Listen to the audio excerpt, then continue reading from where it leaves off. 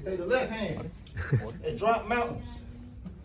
They say the right hand, be slaying dragons.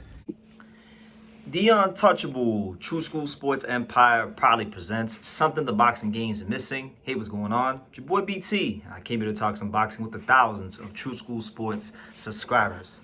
All right, guys. So I have to go on a bit of a rant because one thing about me is I try to be as fair as possible. Like the old Joe Cortez used to say.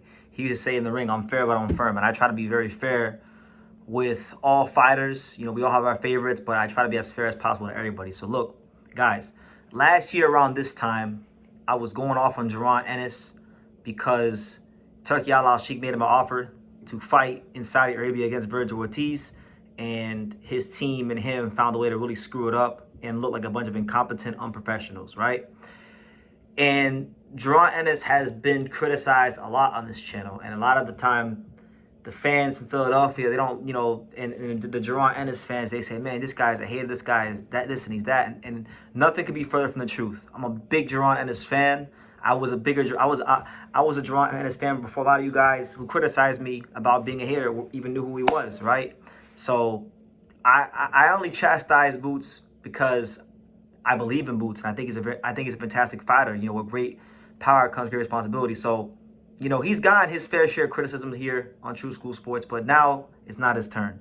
Now it's Vergil's turn. Now it's Golden Boy's turn because, guys, really and truthfully, this time around, I didn't really want to take a side, so to speak, because, you know, I feel like they both had done some bullshit over the years with messing up their fight and other fights, but really and truthfully, I think now when it comes to the subject of Jaron Ennis and Vergil Ortiz on this fine day of November 13th, you know, 2025, 2 a.m. Eastern Standard Time, I think right now it's not really on Jaron Ennis. It's not on Jaron Ennis. I think this time it's on Golden Boy.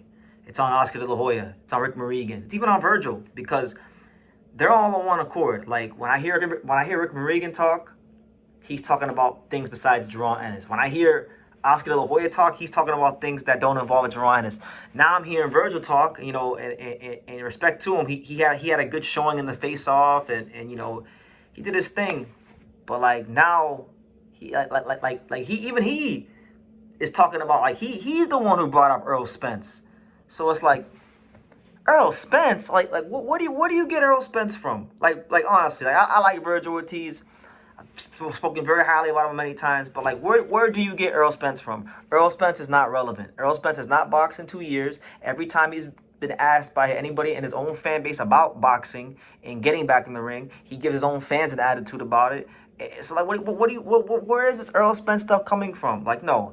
At this point, look, the zone is getting tired of not getting this fight delivered. You know, they want this fight next. The MGM Grand apparently is already on hold, according to Dan Rafael, for March 28th of next year, and they want to do that fight. The Zone does not want to do Vergil Ortiz versus Earl Spence. They don't want to do anything but those fights. So with that being said, you know, it's imperative that you know, the Golden Boy side of things get everything done. Now look, I know I shouldn't trust Eddie Hearn because Eddie Hearn is a promoter and promoters lie a lot, and he's got caught in a lot of lies. And you know, it's possible that he lied about this, but I actually believe him in this case, and I'm gonna tell you guys why. So Eddie Hearn has stated that pretty much they signed their part of the contract for the fight a long time ago, and they want this fight next, right? And the reason I believe Eddie Hearn is because I actually believe that Eddie Hearn believes in Jaron Ennis. Like when you hear Eddie Hearn talk about Jaron Ennis, he talks like he believes in Jaron Ennis. Understandably, you know, there was a whole thing that with him not fighting Norman because, you know, Boots was weight drained and this, that, and the third. And, you know, I have my things I said about that. We give him the benefit of the doubt here because he's in a new weight class. When it comes to the subject of him being rehydrated at 154 against other guys, I think Eddie Hearn believes in Jaron Ennis. Because I remember last March or April when I was out in Vegas covering the fight between Richardson Hitchens and Gustavo Lemos. I remember being pressed raw and watching Eddie Hearn along with my buddy Sean Tuttle, and I remember seeing Eddie Hearn, and I remember seeing Eddie Hearn just look kind of disengaged and distraught about everything, because you got to remember, Eddie Hearn is a competitive person. You know, he was given a $1 billion award chest by Leonard Blavatnik and DAZN back in 2018 to help, you know, take over the American market. He couldn't really sign the top American fighters that he wanted to, so he had to overpay guys like Tevin Farmer and Demetrius Andrade, and he didn't really become what he set out to become as a promoter in the American market, right? And so I just think, like, now when I saw him in that moment, when me and Sean saw Eddie in that moment, it was like, wow, this is what Eddie Hearn's been relegated to. Like, he's here, you know, promoting this show at the Fontainebleau that's not even really sold out, with Richardson Hitchens and Diego Pacheco, who are good fighters, but these are not necessarily good guys that you would think are going to become big-time stars in the sport of boxing. You know, good fighters that can win world titles, but not, you know, commercially big stars.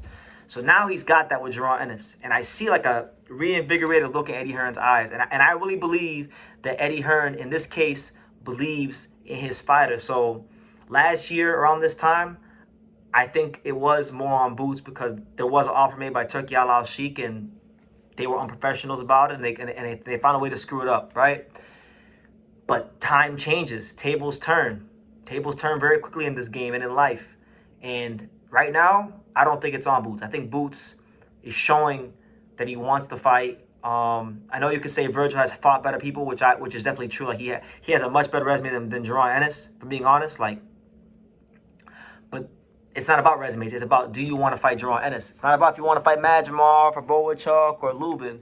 Do you want to fight Jaron Ennis? And right now, see, like, if it was just you know, go Oscar that was talking shit, then I was like, okay, you know, I wouldn't pay no mind. I would just say, you know, the fight's not happening and it is what it is. But it's no. Oscar is talking about stuff that has nothing to do with fighting Jaron Ennis. Rick Marigan, his manager, is talking about stuff that has nothing to do with fighting Jaron Ennis. And now you got Vergil Ortiz, the fighter himself, who's also talked about stuff that has nothing to do with Jaron Ennis. And mind you, I have a long memory, guys. This is coming not so long after the fact that Golden Boy Promotions, Oscar De La Hoya, and Vergil Ortiz were trying to strong-arm Xander Zayas, who's a champion, and dictate to the champion what he can and can't do as the champion. He's the champion. He has what you want. He has the thing that Vergil Ortiz had yet to win in the sport, which is a world title. And they said, okay, Oscar trying to say, look, you got to come to Vegas. You got to take this percentage split. You got to do this. You got to do that. And it's like, no. Xander told you he's the champion. I'll fight Vergil. I got no problem. But Vergil got to bring his ass to Puerto Rico, because that's where I'm fighting next. And they didn't want to do that. They didn't want to concede to the champion's demands, so they had to go fight Erickson Lubin, right? And so I'm saying that to say this. When you look at how they've been moving recently, as of 2025, Golden Boy Promotions, I think, is showing that they don't really want this fight at this moment. And if they do want this fight, they're trying to do everything they can to marinate it. But really and truthfully, this is not a fight that needs marination. It's already been marinated. This is a fight that was talked about when these guys were at welterweight as early as 2021. So the fight's been marinating. The fight's been talked about. And that moment in the ring where Vergil and Boots came face to face, that was the pinnacle of the marination. The fight needs to be happening next. And if it doesn't happen next, I don't want to be that guy that takes a side. And I'm sure, you know, God willing, Jaron Ennis don't do anything to make me look foolish. But right now, I feel like it's on Golden Boy Promotions. It's on everybody on that side, because I'm hearing everybody be on one accord with talking about doing things that don't involve Jaron Ennis. So if the fighter is saying Errol Spence, and the manager is saying Errol Spence, and then the promoter is saying we have to be the A side or we're not going to fight, and you're doing all that, then I just feel like what it tells me is that you may want the fight, but you don't want it right now, you know? So those are my updated thoughts on Jaron Ennis versus Vergil Ortiz, and just what I'm seeing. You know, these things can change. So Jaron, please, Boots, please do not do something stupid that makes me have to pivot off of what I'm saying. But that's what I'm seeing right now. But leave your comments down below. What do you guys think? You know, do you think Golden Boy really wants this fight?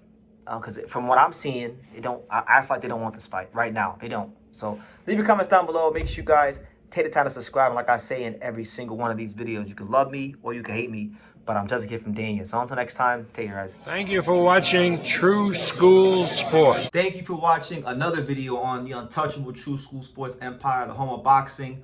We're on the road to 100,000 subscribers, guys. So help us keep being great. Help us keep pushing out that real boxing content for the fine folks all around the world. And make sure you jab, you hook, you Mike Tyson, you Mayweather that subscribe button. Pops, show them how do they gotta hit the subscribe button. Pop, pop, pop.